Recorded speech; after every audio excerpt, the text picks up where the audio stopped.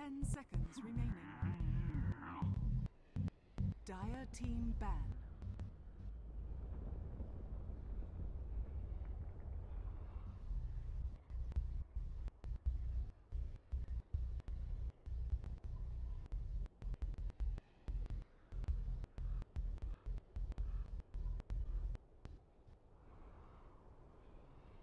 Ten seconds remaining. 5 seconds remaining.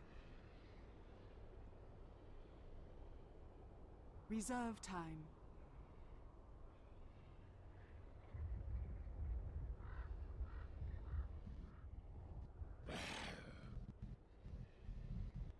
Dire team pick.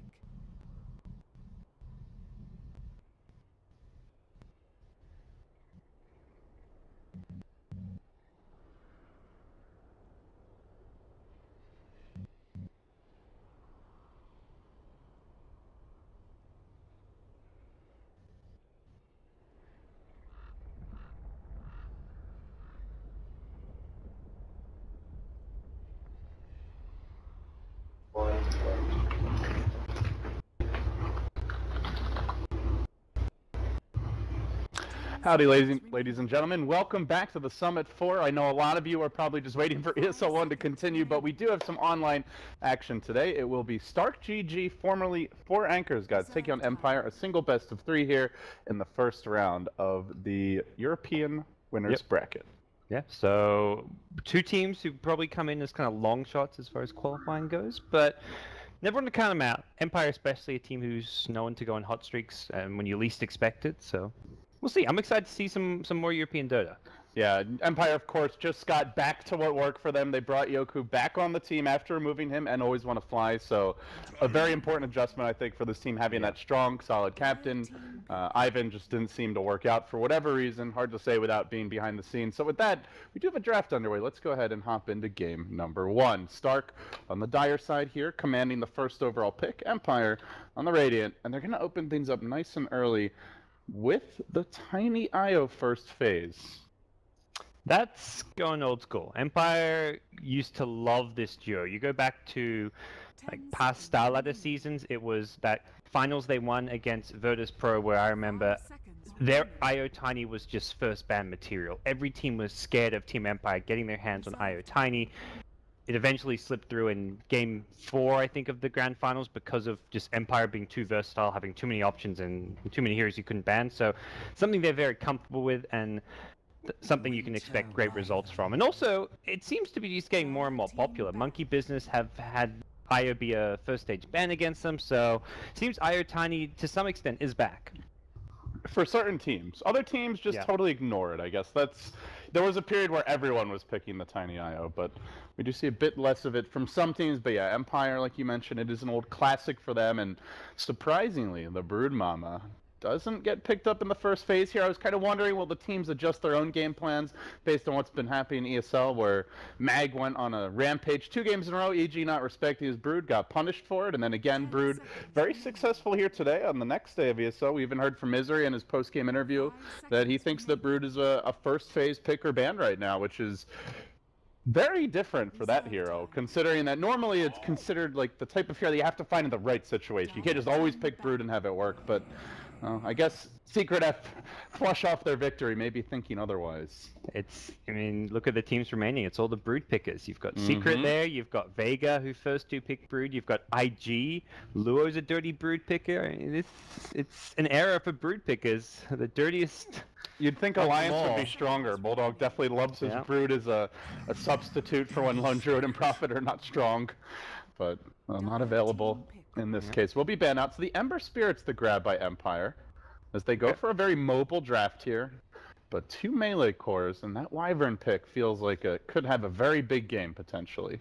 Yeah, it's always a good response to the IO Tiny or just any IO combo that you might see come out. So still yet to see what the off-lane hero for Empire will be. So when Yoku first rejoined the team, he was playing a bit of mid, but he's back to the off-lane. So it's Empire going back to what makes the most sense and where they've been strongest, Yoku on the off lane, Resolution playing mid, Silent on the safe lane, and Aloha Dance on support. So pretty much their TI5 squad -1. It's funny because it was the whole reason why he supposedly left was because he wanted to play the mid lane, and as long as Resolution's there, they felt like they just didn't have another suitable option for the off lane. So he leaves the team, then he comes back, he's playing the mid lane. It's like, you know what? Fine, I'll go off lane. I guess it's what's best, but he's got to swallow his ambitions on a personal level here for the greater good. They 2-0'd Monkey Business, so the results are there instantly for Empire, which is where it's like, well, I guess it is for the actual greater good because the results are speaking for themselves so far. Still just one best of 3. Nothing to go crazy about. Something worth noting for the fans. So, e.g., they just lost one best of 3. Nothing to go crazy about. They should probably just disband on it. Just get out of here. Disgusting. They're literally newbie after one best of 3. No, literally already worse than newbie ever was after one best of 3. My funniest thing when I read that, I had just suddenly realized, I was like, they actually are newbie, you know? They picked up the Hotstar MVP carry player from TI, in newbie's case it was Rabbit, and then everything went downhill. They picked up Arteezy, who's the hotshot carry player, and it's all going downhill. Well, it's yet to go downhill, but if it does go downhill, one best of 3 loss does not quantify. I think less a huge side of concern for the EG fans and more proof that Vega is extremely legit and may very well secure themselves a direct invite to the major if they end up going all the way. Yeah, I like where things are headed as far as the majors go. No longer just continuing to reward the established organizations who are just known for being at every event. Like you look at Alliance Na'Vi, teams who are not going to be invited to anything beyond the qualifiers. So, well, those Alliance Na'Vi days, man, they feel like a distant dream at this point. You see, like, those are the 2 teams, you've got to have them at your event. Like, you'd do anything to get them at your event, but... Well, it used to be, like DreamHack and ESL would just always directly invite both of them, but can't do that anymore, that's for damn sure. So, alright, back to the draft here, gods, where the 4 anchors have gone into a Legion commander now. So they've got this interesting combination here of the Wyvern to, like, just protect an ally, your Legion who wants to be fighting and going back and forth. And now the Huskar ban out by Empire as we enter the last phase of picks here. Not wanting to get cheesed by some last pick, I guess. The Legion, often you'll see it picked up more when the press the attack can be used as a counter to something in the game. In this case, it's only going to dispel off a Searing Chains, which isn't all too impressive. But a pretty strong laning here against what will likely be an Ember disrupted dual lane. It means Legion, the off lane, could apply some pressure with a roaming Ogre Magi. I think that's kind of the intent coming out from Stark, is to move the Ogre around a lot early, and if Ogre shows up to the bot lane, suddenly you've got Disruptor getting ignited, punched to the face by a Legion commander, and quite likely going down, so... Clock will round things out here, so trying to fatigue and frustrate that Legion in the fights. Stark now, final core, gods, what are you thinking? So they're looking, for the safe lane farmer. It's unless we're seeing a Legion commander. So against a tiny Ember Disruptor clock, you're definitely looking at a BKB carry, I'd say. You just can't really get away with that one. Phantom Assassin's quite possible. Bloodlust is in the mix here as well for whoever they go for. So yeah, you can beef up whichever it is, which is where PA seems quite strong. Not the best team fighting carry, but... And they have plenty of lockdown here for the Ember and the IO, so that's not a concern for Stark. Luna comes out, so another BKB carry. Or pushing power than... A lot more pushing power than laning presence, but this is a hero to me which seems fairly weak, especially seeing that EG Game 1 against Vega, which was a really close game, but to me the Luna, you could see some big weaknesses in just the hero by its nature. Yeah, Arteezy didn't get a whole lot of help, if I recall that game correctly, and he just got completely shut down in the laning stage. And got down on the Dominator, slowly started to catch up, but the team had like 4-man behind him while he farmed his Ancient stacks just so Mag wouldn't scurry in and try to steal them, or somebody else from the Vega squad get in position to punish it. And Luna just felt kind of like a burden that game in a lot of ways as a hero. And even when the items came up, it was just very funny. Like in a fight, like Luna would just get instantly demolished, might get saved by the sleep with the Axe heal or by a cold embrace, suddenly be full HP again, but then instantly again just get squashed to the ground, despite having a butterfly manta style and all these decent late game items. So the other thing is that you'd love to be able to team fight around her, but Eclipse just has such a darn long cooldown. Yeah. 140 seconds, especially around the mid game when there's a lot of little skirmishes breaking out, and you are up against this tiny Io, Ember. I mean, every single Empire hero can pretty much fight at least once a minute with their full complement of spells, if not more often. So, at the same time here, they do have a stronger laning setup, I would say. You've got your Wyvern, very strong laning support, some more aggressive space makers in the mid game, like the Queen of Pain, the Brutish Ogre. So, may not be as much pressure on this Luna as what we saw in that series. Yeah. And I think Luna also suffers from the similar problem Gyro can have against Clockwork, where the blade mail timing can cause a locking you with blade mail. You can't just turn and throw nukes at him, otherwise the blade mail is going to get the best of you. And even in like a mid-game team fight, Clockwork might not be on you, but if you're throwing an Eclipse, suddenly there's damage being thrown right back at you. And you can't cancel it. Once you Eclipse, you don't go back unless you go to the grave. Well, I was talking up resolution mid. It looks like that's not the case. Yoku's on the tiny. Okay. They're back to role swaps. So when did they... So they did play resolution back mid? Do you know what hero it was? Their last best of 3. I think it was one Quap game and... Ooh, I'm not sure in the other game, but... Maybe Yoko's just their IO partner. Yeah, both games... Oh, and the other game was Razor. Both games, Earthshaker was played by Yoku in the offlane. It seems like they may kind of go that, hero-specific route that we've seen from some teams. Interesting. Yeah. All right. I mean, Yoku didn't play a ton of Clockwork when he played the hero, so... We're going to see an early invasion here from Stark. Someone in the pre-lobby chat made a Game of Thrones joke. Was disappointed that Winter wasn't casting. Could have gone full Game of Thrones. Very clever. We'll get him on our admin. I don't think English is his first language, but I appreciated the reference. That's some good wit. All things considered. Very clever. I'm kind of downplaying it a bit. Yeah, so congratulations to 4 Anchors, incidentally. Nice to see that they finally have a sponsor. I mean, dear Lord, they've been pretty much the same roster with... I don't think they've changed anyone. Maybe one player in the past, 8-9 months? Yeah, it's been... Since Jerax was replaced, which was a year ago, it feels like. He first went to Korea. I think it was close to a year ago, if not fully. So it's been a very consistent team. They played in the last Summit qualifiers, caused some big upsets. In fact, they played in the Phase 1 pre-qualifier and actually upset some big name team to get into the main Phase 2 qualifier. So that was where they first got brought to light, as at least in my mind, as far as oh yeah, this team's actually freaking legit. All right, so let's look at the lanes here. We've got the dual lane mid, Tiny Io up against Nemphy on the Queen of Pain. Early on, Nemphy getting the Null Talisman, going for a bit of harassment, but already see Aloha Dance has grabbed his bottle, got that nice bounty rune start, so he's in good shape. We'll see a dual lane bottom lane, gods. The big bruisers here, the Legion Commander of Trixie and Okcia on the Ogre. Who do you favor in these lanes? And of course the off-lane Clock probably going to struggle a bit here.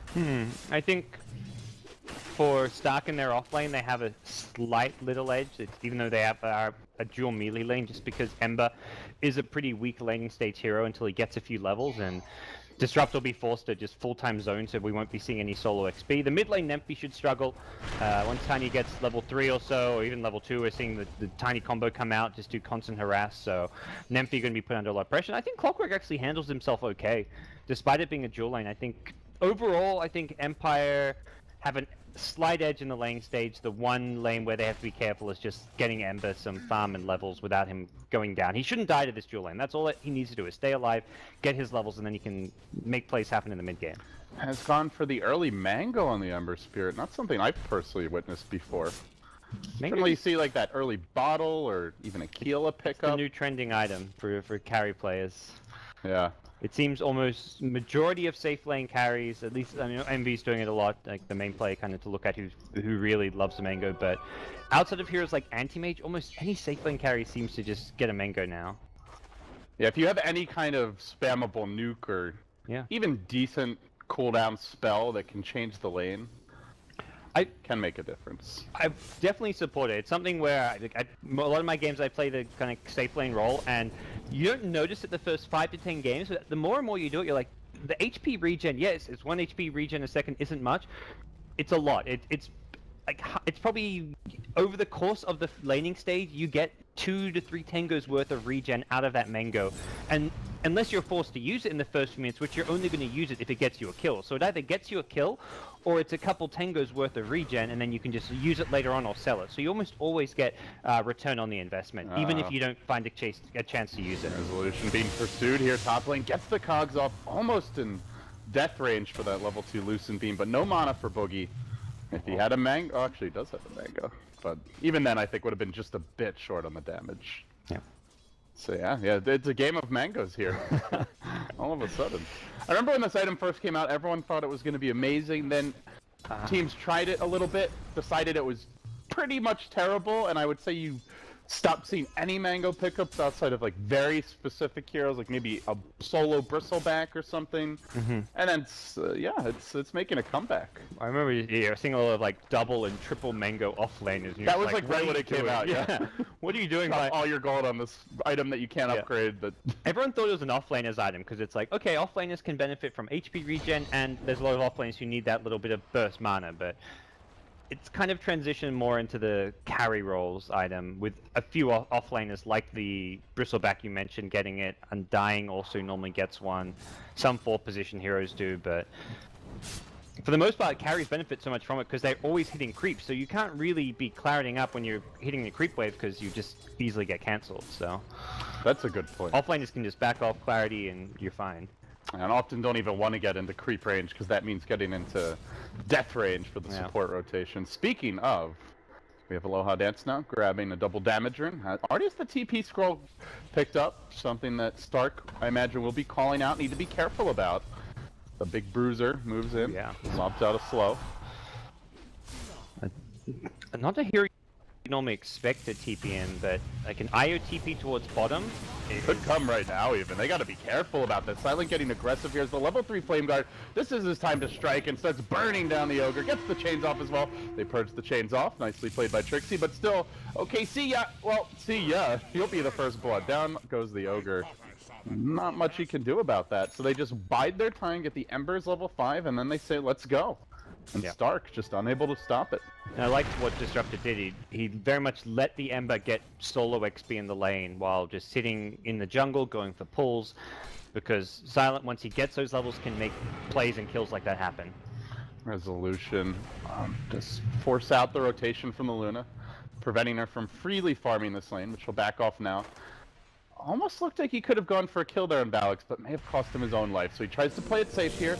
Now they begin to chip away at him. The Luna finagling her way around the trees. Does have that decent kill potential here, but suddenly the rotation, a double damage IO. Very angry. Get the hell away from my Clockwork. Yeah, you take a little rocket in the face, Valix. Bam.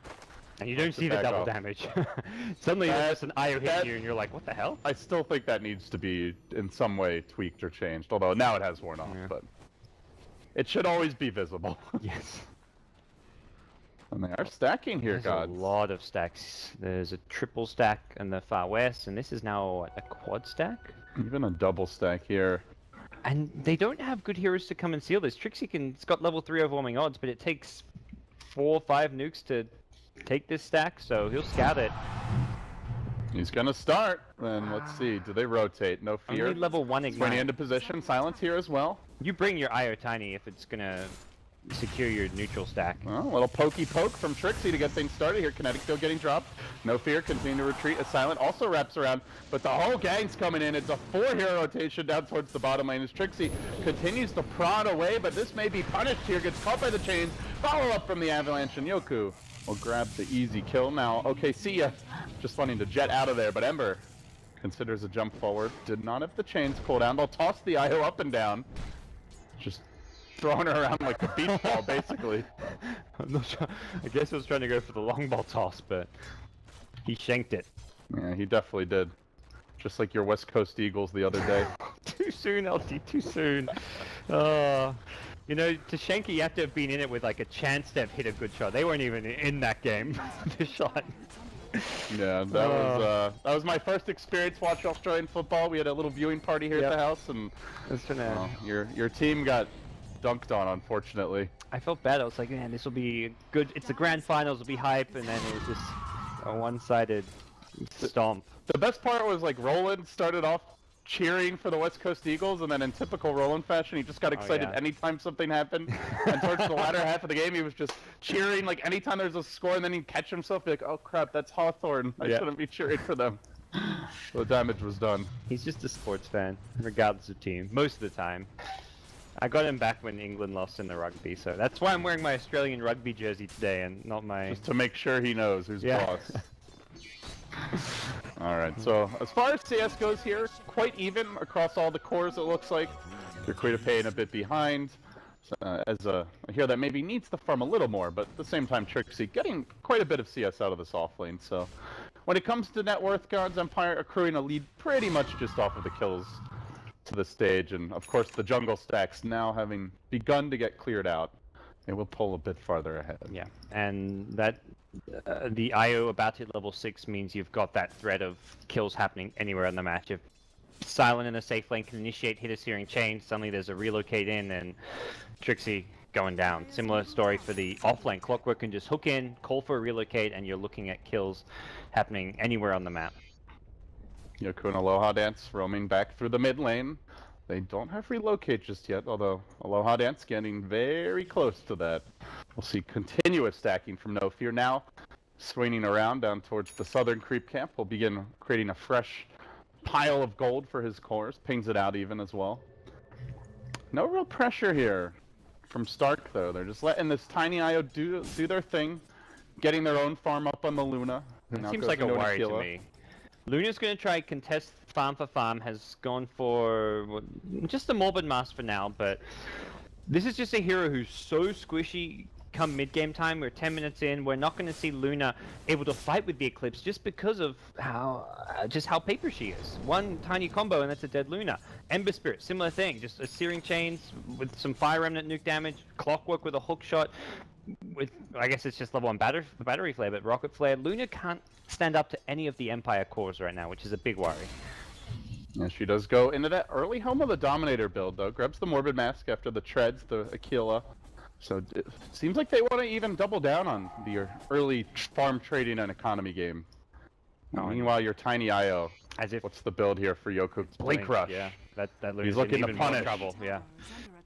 Oh, and Boogie just farming the jungle, which is not going to keep him up as much as farming the lane, but it's very much, you go to the safe lane, you get jumped upon by a relocate, so he's spending a lot more time in the jungle as opposed to farming the lane. Silent is smoked up here.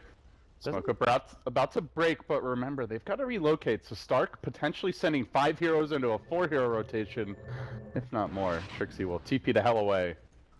He senses something's not right and doesn't want to take the risk. Yeah, Silent a little bit late to the party and doesn't see the TP. So Yoku has revealed the Blink Dagger, which means the threat of those ganks now known to Stark, but probably doesn't make them any more at ease. If anything, it's just going to mean they spend more time grouped up, more time defensively farming and not being as efficient with their farming.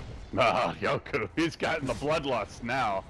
He sees that Crop Illusion deftly maneuvered by Nymphy and the insta-blink Avatos, but not able to kill it. Nymphy will now show his real face. Yeah. Emerges. Oh, they're going on bot lane. Trixie in a bit of trouble here. Does try to purge off that Thunderstring, but the Avatos comes through. Trixie squibs back into an early demise as 5 heroes made their way to the bottom lane for this. So Stark, they'll take their tower for free. Let's say Stark, they have no way of fighting or really achieving much right now because of how strong Empire is with a Blink Tiny and a level 8 Ember Spirit. I've made the right move. They see a lot of heroes bottom, they pressure the top lane. Similarly, Valix was just camped behind Boogie at top, so if they relocated and made a jump onto Luna, they're looking to counterplay with Winter's Curse. So that's really all Stark can do, is use the Winter Wyvern as a counter initiator, hiding in fog, trying to anticipate where Empire are going to move with their ganks, or alternatively, when you see that relocate happen somewhere on the map, push somewhere else. You can't really try and fight them head on unless you get a great Winter's Curse.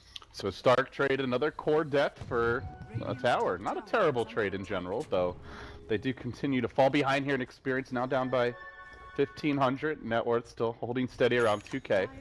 Nymphy could be in a bit of a sticky situation here. No sleight of fist. Often see that the value point at level 8 so you can get that long range Searing Chains off. Does mean it's a bit harder to initiate. Counting on the Tiny a little bit to start the fight. Yes. and may just be a mid-tier 1 tower that they have to let go unless they can bring in their whole team. But it seems they'd rather go for the easy kill towards bottom lane on Disruptor, which unfortunately was scouted by a lane ward. Splinter Blast sprung out by Valix as he fires off a warning shot, though. StarCraft made the rotation bottom, and there's the glimpse. Comes into play right away. Kinetic Field, Static Storm trapping out Trixie. They're going to burn him down further with the Flame Guard and prevent him from getting out of that silence. They even rotate in the tiny IO duo, and they have the lane ward here. Stark hastily retreating, and they'll try to... Oh, no, now they're back mid, and they want vengeance. They're on to OKC. Eclipse is at the ready. Stood up and cast. There's that one pesky creep that would deny some of the incoming damage. And Yoku thinks about a blink forward. Doesn't have the vision. No lane wards. So can't quite find the kill, though. The rocket will be shot. It appears it will be off the mark. Yeah. Nice little heads-up play from OKC. It doesn't get sniped, although he will be walking through it, so could see another attempt at his life by Clockwork. But again, you should be able to see it go flying past towers and unlikely to succeed. Coming in hot. Okay. Boop. Okay. He was ready for it. Yeah, they're keeping him on his toes, though. The Ogre is trying to do his best ballerina impression. Resolution now with Blade Mail, so another... That was a quick one, too. He's had it for like a minute and a half or so. Yeah, that's a dangerous mid-game item to fight into when you've 40 CS at 14 minutes. All this damage you can't control. The Sonic Wave likely to hit him, the Eclipse, and overwhelming odds, and that's big nuke damage, which the Blade Mail can reflect. His creep score, only 10 down on the Queen of Pain gods. You go back to those kill opportunities top, just barely unable to get the Luna inside the cogs with the Clockwork. Could have been an easy kill there, and then maybe the lane snowballs, but that didn't happen as such, and now they find themselves having to be very careful about how they initiate. Empire hanging back in the mid lane. We'll see Trixie showing his face. He's going for a lot of early laning presence here. The Orb of Venom, the Batsy, Shreds, and Bottle.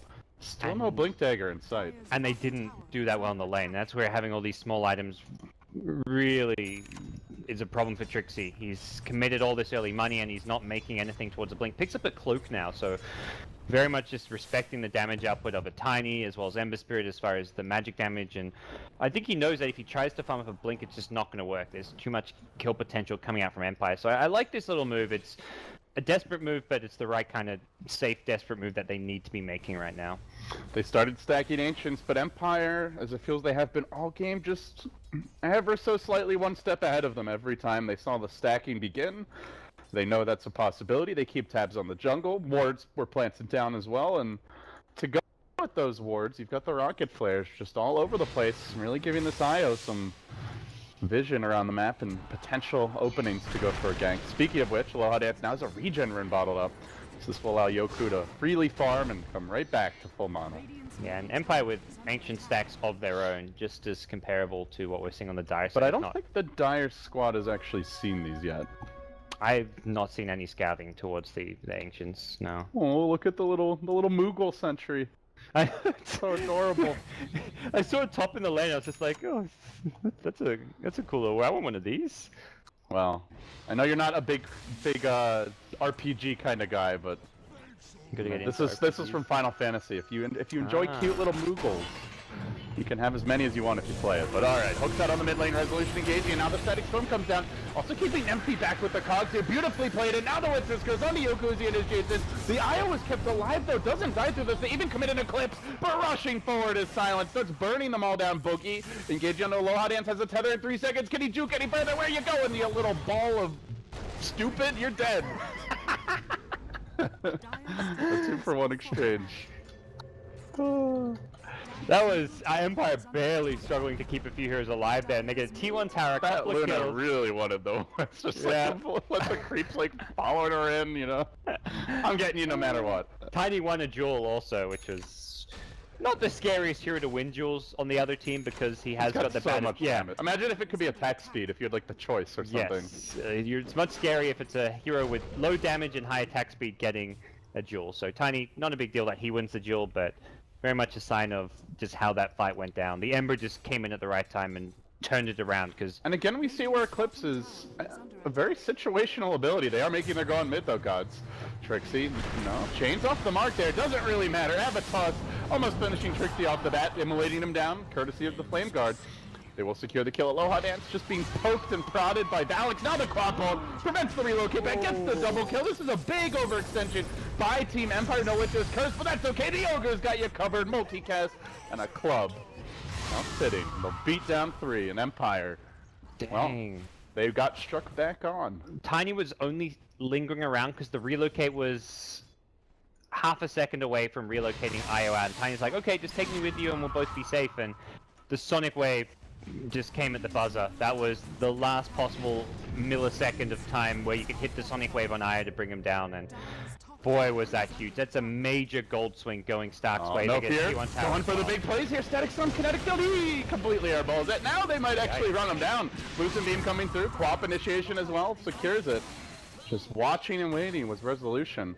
Maybe should have hooked in there a bit earlier to help set up the combo. Yeah, it would have been a big risky play fighting 2v4, but like if you're gonna go for a disruptor play like that, you've got to have some kind of a game plan. Like, let's go in this hero, bring him down quick, and then try and escape. Clockwork, if he's hooking in to initiate with the blade mail, unlikely Stark gonna look to jump and kill him because of that blade mail. So there was potential to try and defend it, even with just the 2 heroes.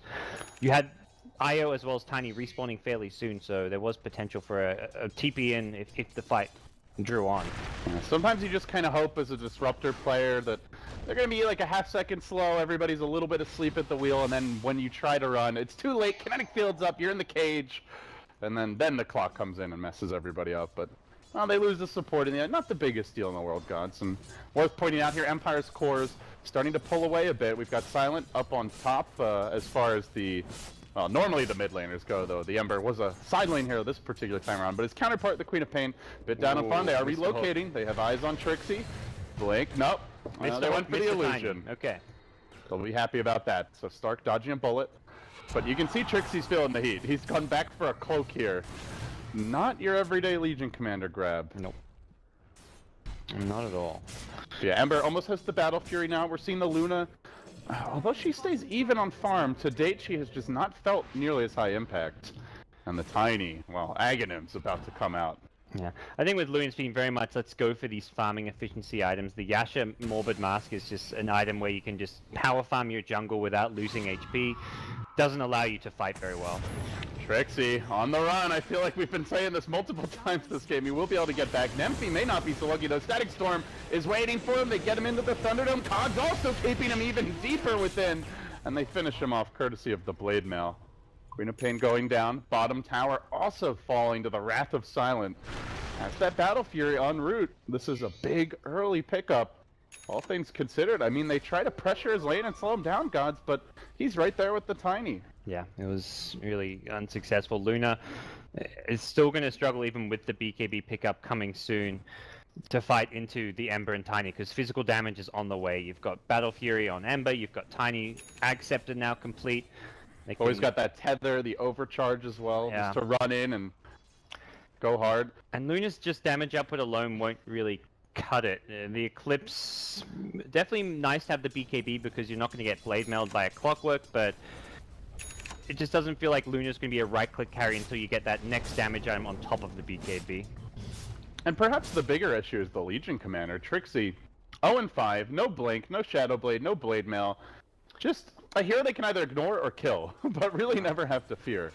Still lacking on the levels here as well. Only level 9 at 21 minutes, and Gods, they dual laned him to try and give him a better start. Yeah, it's been a tough time for him this game, and it's going to continue to be so.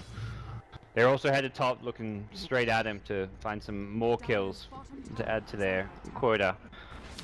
8-5 the score. Actually fairly low kill game though. There's been a lot of aggression. And Yoku will continue that aggression here. Trixie retreating back in the end. The Glimmer Cape of Alex keeping him safe. Hell, he's got almost as much farm as the Legion Commander. Now Resolution arriving. Gets the Cogs out. Static Storm's there as well. Zoning the rest of Stark back a bit. They'll glimpse Nemphy. End of position where a toss up and down will occur. Ogre now eyeing back. Wants to re-engage here. Can the Luna turn the fight? As the Lucifer, nice Witcher's Curse. It's onto the Tiny though. Not enough to quite finish him off the bat. The Eye are just poking away slowly, but at long last, they get a dual win. And now they toss back the Luna. Clip's still going though. And all the while, looks like it will be enough to get the kill in the end. So 1 for 1 there. The Ember Spirit cleaning up. Big toss back at the end there. As Luna was in the front lines, BKB Eclipse likely to get at least one more kill, and Tiny's just yeah, that like, was even the BKB reveal. Turn around, second down. Yep. And Eclipse down as well, and it forces the buyback, so it ends up being a 2-for-1 counting that. Yeah, not the fight Stark we're looking for. Legion Commander did get the kill, including a duel victory onto the IO. Oh, which was the one Bogey, kill they got. you are in all kinds of trouble, my friend. Hook's there, follow-up comes through, they glimpse him back. They just keep on throwing this Luna around like a ragdoll, and eventually she'll give up. Luna down again, and the struggle continues here. Yeah. for They Team dewarded Stark. one observer ward in their jungle, that common spot that spots the two medium camps, but there was that second one at the top river which saw where Luna was. So I think Luna's just like, okay, we dewarded it, and having two observer wards that cover the same spot, kind of not that common, so Luna just caught out by the hook. Yeah, they placed both of those down very early. One of them dewarded close to its expiration, I believe, and now they freshly plant a new one up on the hill. Empire have been putting a lot of emphasis on scouting the jungle, whether it's rocket flares or wards or just generally aggressive movements. They do not want to let Stark sit back and just farm away. And, well, some of these heroes are trying, but they're going to be slow about it. You see Valix dewarding a bit. Yeah. Mech already complete on resolution, meanwhile. This guy has been getting a lot out of the off lane. That's like the one small little upside of Luna going down, is you find out where the Empire vision is, which long term, that was a freshly planted ward, so right now Empire have 0 vision up on the map. Being like successful D-ward after successful D-ward can lead to your opponents forced to play in the dark, and for Empire it's not the biggest deal because they've got smoke. They can look to just group up, go for a smoke play, and put down some follow-up wards that the Disruptor has ready to go, so not by any means without option here on the Empire side. Alright, finally, Trixie, an item that allows him to initiate. He will grab the Blink Dagger. And also, didn't get to mention it, he won a duel last fight. Yeah. Also cracks level 11 here. Pretty big deal. Handy for sure. Let's see if they can use this Blink. He's going to be looking to find that IO like he did last fight. With this could be a great pick as well. Blinking in, dueling silence, didn't have the flame dart going either. Ding ding ding, we have a winner. Oh, I love this combination, gods. A lot of burst damage. It's the casino combo. Yeah, the it really Legion is. with the Ogre. He's just rolling the slots, and the Legion's the one coming up flush, collecting all the cash and chips, and walking away a very happy gambler. We'll push on the back of this. Boogie, the man in front. The trade, though, is Tiny, doing even more tower damage than that puny, pesky little Luna. They'll bash down this tier 2 and keep on going. Looking like Empire wants to call the bluff of Stark, that they'll continue pursuit. Base trade situation always favor the IO Tiny. It's one thing I've learned. Even though it is Yoku going for a BKB next, favoring a defensive item over any kind of attack speed, does have the IO to make up for his lack of attack speed, but you normally still see at least like one attack speed item before the BKB, so very defensive play coming out from him.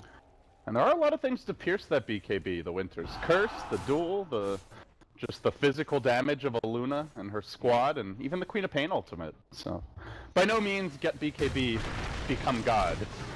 Definitely still kill potential here on Yoku.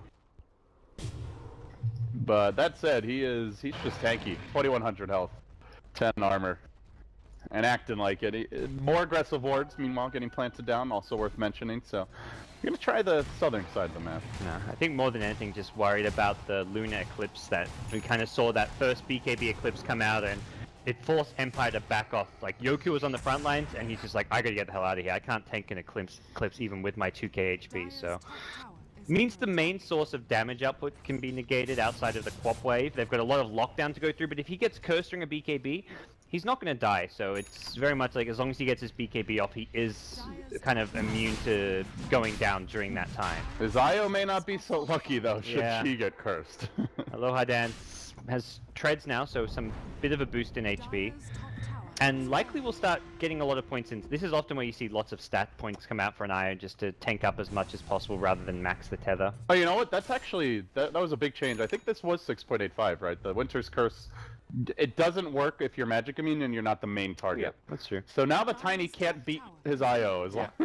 I guess Tiny for the most part is the target for the curse, so at least that's what we've seen so far this game. Yoku, he's walking into the Eclipse, into the Queen of Pain ultimate, he gets turned!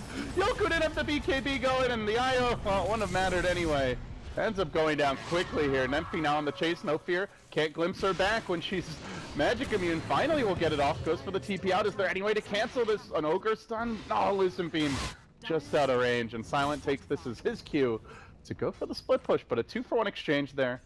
And I think they won their second duel as well. Looks like 24 damage now up on Trixie. No, he got that 24 damage earlier from the Ember. That was from the kill around the mid. Yeah, you're right. But either way, huge fight for Stark. They've just great position on the high ground, take advantage of it, and put themselves in a nice position, considering how much they kind of, I would say, lost the early game as far as the laning stage went. Empire won the stack wars. They were stacking 2 big jungle camps and their ancients, much more so than Stark were on the Dire side. And a couple key fights, first around that mid lane where they got a few big kills, now that one there where they get another kill in the Tiny plus IO. Stark are still in nipping distance of this game. They may have to deal with Silent soon, though. He's now got a Crystallis, has not died in quite some time. Demon Edge also up on the courier, so dangerously close to his Daedalus. We'll definitely be looking at a Lincoln Sphere, I think, as his item afterwards, which is maybe where he becomes a big problem. Because until then, you can catch him out with the Jewel or the Winter's Curse. You've got 2 great initiations. Oh no, Silent! That's not the run that you're looking for! The blanket dual initiation from Trixie needs a little more help here. The Lucent Beam comes in from the high ground, and they do have another winner. Did he have another remnant further back? Or was that? I think it may have expired right before he cast it or something. Yeah, because I thought either that or he just did not expect anyone and was. But it's a really weird play to run to the trees and then remnant back into the jungle. So I think it must have been a remnant that just expired. Tiny thought about going in to steal these stacks, but realized it's only a double stack, and also multiple TPs came towards mid, which they have an observer vision of. So really nice deep Empire ward. Relocate instead goes on bottom, but Trixie takes no damage. The hook shot hit the creeps and he'll just blink away. Wow. Very calm head under pressure. Normally there you just kind of assume you're not going to be able to blink, but Trixie spamming it will make it out. And now Boogie able to farm his ancients. They emerge with no deaths through that whole sequence of events. Not the most polished play from Empire, but still in a good position as far as overall farm goes and just their teamfight lineup going towards the late game. No fear. On a bit of a mission here. Ooh. Glimmers through, plants down that ward, and now sneaks away. They're gonna see him retreating. Oh no, he heads the other. No, okay, now they will. But do they know where that ward was placed exactly? That remains to be seen. Silent now. Still a couple hundred away from the Daedalus. Imagine he will just be picking it up, not worrying about buyback at this stage. Still fairly early on in the game. But yeah, they've still got their tier 2s up mid and bottom. And Stark not really the quickest pushing lineup here. Luna still a few items away from becoming the super siege machine that she can be. And she doesn't really get scary until you take the tower down and you get those glaives a bouncing. Yeah, and just the Manta BKB for now, so the Butterfly is kind of the item pickup where you think, oh gosh, this Luna's actually is a big deal.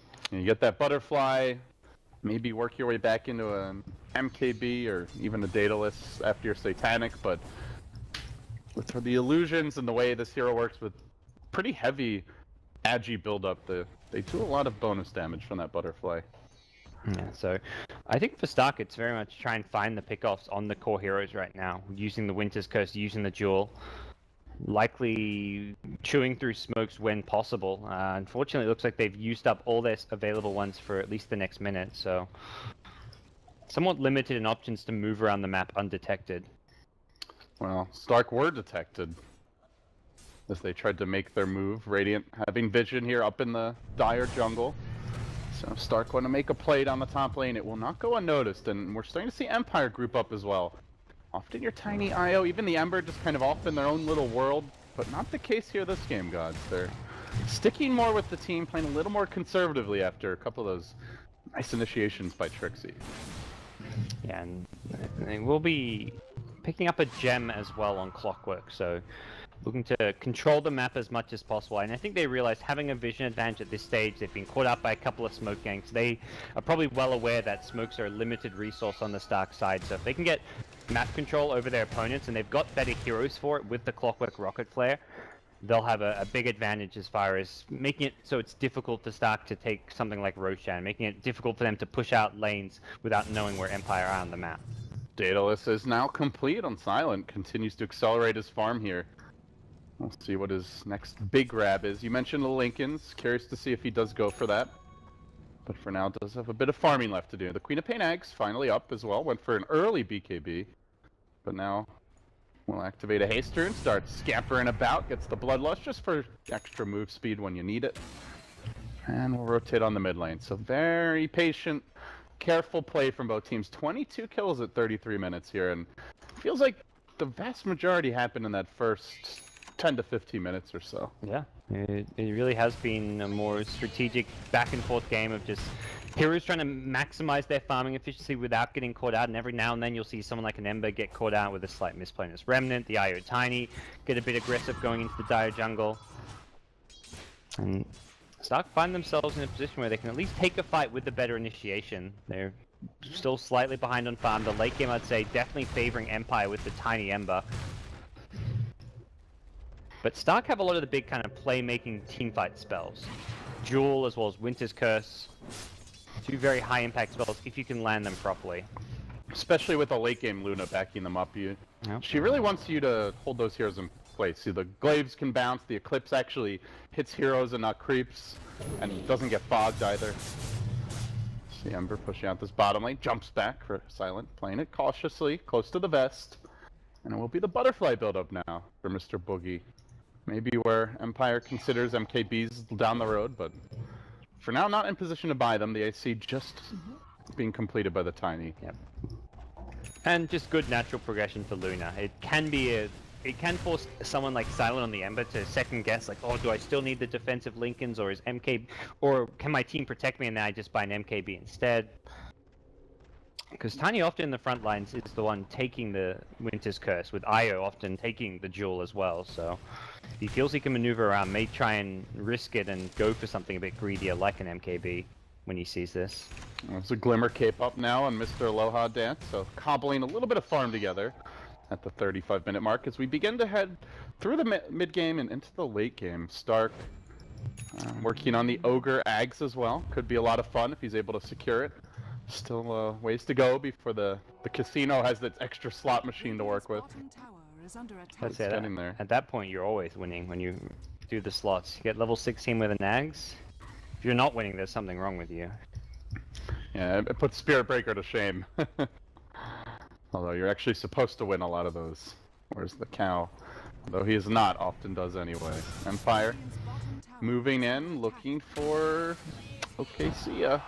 Rocket scouting them out. Do they want to engage? Yes, they do. Yoku, the first man, and gets the initiation on Trixie, almost finishing him off the bat, and now using his club as a bat, just smacking down Valak, trying to kill him. OKC will be the first one down. Up and down goes the Disruptor, because why the hell not? I'm a Tiny, I can throw whoever I want. And Yoku now will jump in further, looking for pushing and additional pressure mid. So they lose two supports, and now they probably lose their tower mid as well. Yeah, good use of the BKB, and Tiny just knew he could run in unafraid. Worst case scenario, he gets Winter's Curse, and in that scenario, it's a fairly wasted curse, because he's not going to die. He's got the BKB up. It means the only damage output coming out is going to be from Sonic Wave and Luna right clicks. If Luna's going into right click, that's where the Ember Spirit will just keep on sleight of fisting, just cleave on through, do a ton of damage. Luna's still fairly squishy in a fight if you're right on the front lines, next to a Tiny, next to an Ember Spirit. Well, looks like Silent gonna be basically ready with his completed BKB after this Roshan, so not going Lincoln, but does get a defensive item next. Yoku up to 2,400 gold here as well. He'll be the one to grab the Aegis. And everybody a happy camper after that fight. Resolution now looking for a little bit more, keeps eyes on Trixie. They do have a relocate, gods. Could consider a jump here. BKB about to cool down though, and he'll blink away to safety. This gives no fear in opening, gets that ward down. And then, although they were dewarded the one time, it feels like for the most part Empire have had good aggressive wards up for most of this game. Yeah, and being able to deward everything that's really come down the last 10 to 15 minutes with Resolution's gem. Apart from this one ward that's at the Ancients, spotting out a bit. Looks like no clockwork rotation through there. Recently, top lane he's been jumped on. BKB and Resolution down. A nice duel here for Trixie, but Can he make it out is the question. Blink Dagger cooling down, but Avalanche Toss is probably going to catch him out and will be enough to finish him off. So Pop ran up with the gem, so well worth it. They snag the gem, they get the duel win. And they had a big streak there in Resolution. Also, in the meanwhile, they may be able to punish Aloha Dance here, and yeah, they will. Relocates back, doesn't bring a friend. Silent trying to cover his buddy, but doesn't have the damage to force anyone back in time. So, Okay. 2 for 1 with a gem grab as well. Yeah. Immediate rebuy by No Fear. I think realizing that having a gem very important against Glimmer Cape, especially, and also just the map control aspect, which they want to keep on applying pressure. We saw how easily they could take that fight mid lane and then take a tower when they're grouped as 5 and know that they're kind of got the numbers advantage in a team fight, in the positional advantage. So for Empire, rebuy a gem, they're going to look to, I imagine, take either this last outer tower at top or even threaten the high ground while they've still got this Aegis. 3 minutes left for Tiny, and no real item slots to work around with. He's sitting on 5k gold, can't really upgrade anything unless he wants to sell his Blink. But either way, he's kind of ready to go for that high ground play now. And it looks like he will. Buys a Moonshard, there we go, so he can buy something. Moonshot from the side shop, and Alright, even ate it right away. No hesitation here from Yoku. Yep. And this will allow him to maintain his Aegis and his boots. That does take away takes away half the attack speed you'd otherwise get. We'll now push in. And he goes to work on the tower. Glyph not available. Boogie has also just completed a butterfly. They're threatening to go in with the Trixie duel. Pretty dangerous, because you're trying to go in for that tether relocate gods, but if they catch you with the curse, yeah, you're not saving your Tiny, and then your whole teammate we may even see be in a bad position. like Yoku just doing what he just did, hitting the tower without the tether. I think it's actually dangerous to tether overcharge him at this stage. Yeah, they're keeping Yoku back, though he's being punished for it. May even lose his Aegis here. Kinetic Field came in. They're gonna nuke Boogie once, now Glimmered. Retreating. I think they just want to heal Yoku up so he can again go to the high ground and just chip away at the racks. Oh, this chip damage on Boogie really starting to add up. Doesn't have the Satanic just yet. And now the Winter Wyvern forced to put him under and protect him. But all the while, Yoku continues to be healed up more and more. Iron Charge is still available. They even have the Glimmer Cape, and finally Nymphy says, enough of that! I'm gonna blow up this creep wave. So it does use the ultimate. Deletes the wave, but already the tower down, the racks exposed, still no glyph in sight. All earned charges expended, 4 or 5 in a row onto Yoku, so very much signaling they're ready to go high ground. Oh, incidentally, there's just a gem on the ground right now. I guess they've decided they don't need it for the siege. Interesting. Yeah. Or if against the Glimmer Cape. Would have been able to deward the high ground here, but Yoku goes in again. The Bruiser in front, just looking for the range racks. Nice Sleight of Fist, Searing Chains combination there, and then the hook shot on it. MP looks for the pushback, doesn't quite get it. Resolution was searching, but still they engage. Boogie now eclipsed and goes in hard, but can he get any kills here? Trixie with the quick duel win. Still Yoku, the man in front, the man alive. He'll blink out. Doesn't quite finish the melee racks. So they lose the clockwork, they head onto their Aegis, they consider a re-engage while the Wyvern's working on Silent. Silent may get caught out here, he will get caught out, destroyed by the Queen of Pain. Yoku, left to his own devices, still the IO sticking around. They lose their Aegis now, but they've tracked down Aloha Dance Glimmering, looking to get the hell away. Protect me, leave me alone, leave me alone! Won't be left alone. Nymphy might be the trade here. Yoku able to Avatoss him, but now the gem on the ground and Yoku surrounded and unable to do a thing. Doesn't have the mobility here, God, so he'll end up dropping. They get the gem. Stark with a huge win, holding, killing off 4, getting rid of the Aegis, grabbing the gem again, and they don't lose their melee racks. yeah. It feels like Empire just don't have their eye on the prize. You just got to take that. He went for the range racks first, which I think that's okay because you can kind of test the waters. Like, okay, if I start hitting their racks, how are they going to respond? Are they going to look to fully engage on me, or are they just going to stay back and chip away using Arctic Burn, throw an ignite? He very much, with Glyph on cooldown, he could have just popped BKB and hit the melee racks, and that would have been that. That would have been a melee racks claimed. Likely, when the BKB wears off, he's very vulnerable, does die, but with an Aegis in hand, like that's well worth the trade, and then you can use that tether relocate out if it looks really bad. So I think Empire just got a bit overconfident because of the fact they had the Aegis, and we also saw there the weakness with Ember going for the BKB over the Lincolns. He's got no real defensive capabilities against either Winter's Curse or Jewel. Both go through BKB, And both of them, if you catch him with it, prevent him using the BKB, so you can just burst him down during the lockdown that those spells provide. And Trixie is quietly accelerating his damage output here, up to 70 dual victory damage, and along with that has the Lunar Blessing, as well as Bloodlust. You imagine Trixie getting into like his Abyssal Blade Mail stage of the game? I mean, maybe skips the Blade Mail, but even just the Abyssal Blade at this point could be huge. For now, is going to stop off for the Heaven's Halberd, grabbing the Sanj. So has the disarm against the Tiny. And with Tiny's potentially the Ember. Tiny's BKB getting fairly short, down to 7 seconds already, and when you get to that late game 5-second BKB state, Halberd is such an annoying item to deal with as a carry. Yoku though, he's been past the bottle, he's got a DD rune. This is something to look out for. Could be the moment for Yoku, who, after completing the Moon Shards and devouring it, still has an item slot here. Possibly two if he ever wants to cast aside his treads.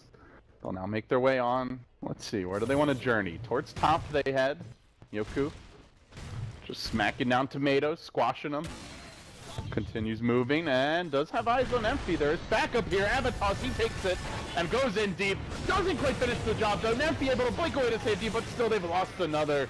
The hook in came onto the Wyvern Empire. Suddenly, there's a Tony up close and personal. The glimpse BKB dodge, but this is going to keep the Queen of Pain back even further as Yoku takes this moment to just start beating down objectives here. He'll clean up one lane of racks. Oh, only the range for now. Massive series of buybacks coming out. Everybody re-engaging, but Yoku sticks around. He'll get the job done even if he dies on the way out. They already have the objective advantage now, no fear. Oh, the blink in from Nempy has to be careful here. He's the gem carrier. They get up to it. There's Curse, and it's Yoku versus Silent. Trixie says, yeah, I'll take that damage. Thank you very much. The Tony doing the dirty work here, but now rebuying and trying to engage once again. Now the Eclipse coming out. Yoku hardly even scratched by this one. They glimpse back the Luna. Boogie gonna go down, and with that, he'll be forced to buy back here if he has it. Even with the double buyback, you're down multiple lanes of racks, and what a time to find a DD rune for Empire. Oh, give them credit for that killer instinct. A lot of teams find that rune, but not everyone has the confidence to try to win the game with it. They will make their move in silent. Does have to be a wee bit careful having blown his buyback earlier, but the rest of the team content to stay aggressive. They have the 2 racks advantage. And they are up 3v5 here, and they know at least one of these heroes doesn't have buyback. I think they want to go back in. There was multiple buybacks from Quap and Luna there. They are engaging, blink forward onto Nemphy, keeping him alive with the Glimmer Cape, as well as the save from the... Oh, the Cogs push! Uh-oh. He pushed into the Cogs. Resolution. Almost down, not quite. Boogie trying to man-fight this, but you can't man-fight Tiny. Bam! See ya. And with that, game 1 in the books. Empire will take it. Empire Classic IO Tiny returns. Different Tiny player, same result, and... Not the most polished execution, but good overall poise, I would say, where they didn't get flustered when they made some mistakes, and yeah, they walk away with it, gods. Yeah, this is a kind of good opening showing from Empire. They've come off a good win against Monkey Business. This is a team who you've just got to me, if Empire, they want to stand a chance to qualify for the LAN finals, they just need to get a 2-0 here, have a convincing win at that. That's the kind of confidence booster where Empire's gone on these like 20-30 game win streaks. They had one of the like longest win streaks with their old squad if you go back like maybe 7 or 8 months ago. So one of the teams who's very streaky and very kind of confidence dependent. So getting a 2-0 win here, I think very important for them. Well, this was only game 1 of a best-of-3 showdown between Empire and Stark, guys. Our only match of the day for the Summit for Europe. So we'll take a quick break. When we return, game 2, as Stark looked to force the deciding game 3, and Empire looked to grind them into dust with a 2-0 victory. Stick around. You're watching the Summit 4.